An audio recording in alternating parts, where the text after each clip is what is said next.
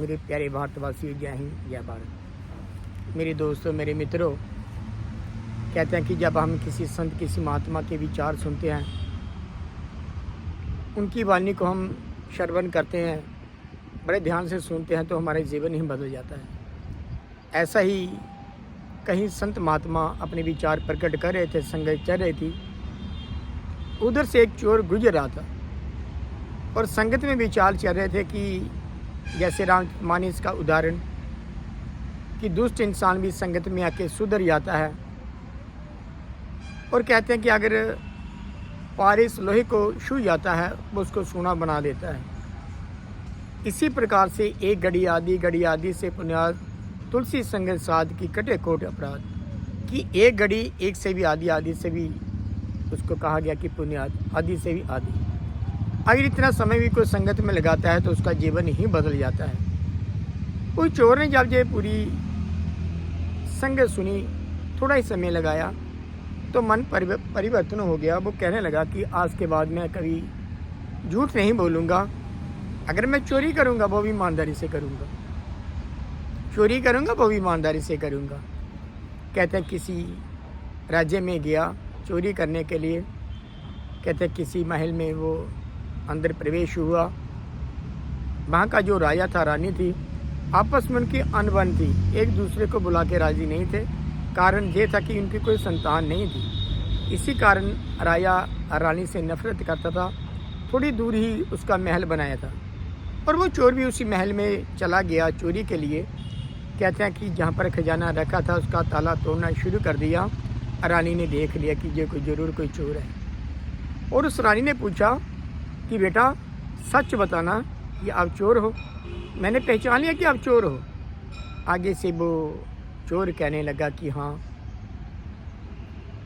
माता, मैं चोर हूँ, आपने मेरे को बेटा कहा है, लेकिन हे माँ, है मेरी माता, मैं वाकई चोर हूँ। तो आगे से वो रानी कहने लगी कि मेरा काम करोगे। आगे से वो चोर कहने लगा कि बताओ, आपने मेरे को बेटा कहा तो मैं माता का कार्य क्यों नहीं करूँगा, आप काम बताओ। वो रानी कहने लगी कि जो राजा है, आप किसी तरीके से इसका कत्ल करना, इसको मार देना, मुँह मांगा मैं आपको इनाम दूंगी, आपकी 7 पीढ़ियाँ भी अगर इसको खर्च करेगी वो ख़त्म नहीं होगी। कहते हैं कि वो चोर कहने लगा कि माँ, मैंने तेरे को माँ कहा, माता कहा है, उस नाते जो राजा है वो मेरा पिता के समान हुआ, मैं उसका वादा नहीं कर सकता। आप चाहो तो मेरी को जो भी सज़ा देना चाहते हो दे दो, अगर फांसी भी देना चाहते हो तो दे दो, लेकिन मैं ये काम नहीं करूँगा। उन्होंने इनकार किया, बाहर निकला। वहाँ का जो सैनिक था उसने पूरी बात वो सुन ली थी, उसने वहाँ पर उसको दबोच लिया।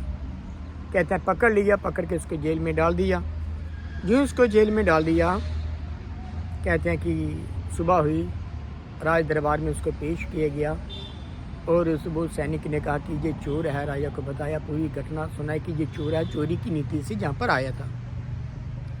राजा ने अपनी सज़ा सुनाई, उसको कहने लगा कि इसको मृत्यु दंड दी जाए, इसको आज फांसी होगी। जब फांसी का हुक्म दिया गया और उसकी अंतिम इच्छा पूछी गई चोर से कि आपकी ख्वाहिश क्या है अंतिम।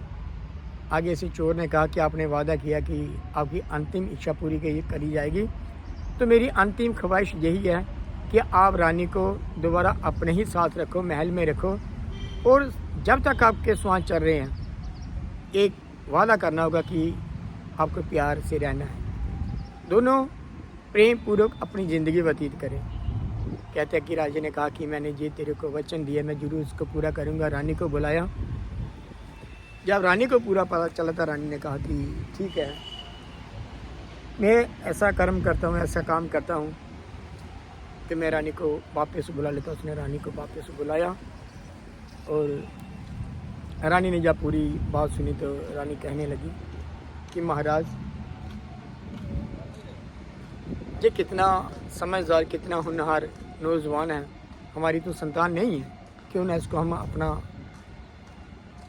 युवराज बना ले, इसको अपना बेटा बना ले। कहते हैं कि राजा ने वो बात मान ली। कहते हैं कि उसका राज तिलक भी हो गया।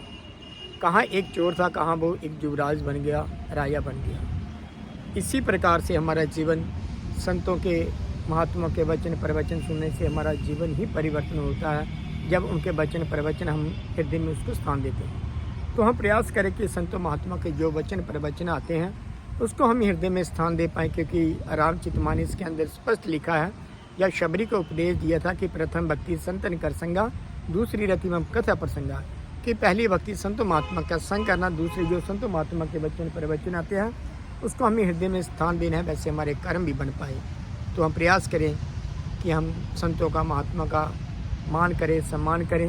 इन्हीं शब्दों के साथ मेरे प्यारे दोस्त, मेरे प्यारे भारतवासियों, जय हिंद, जय भारत।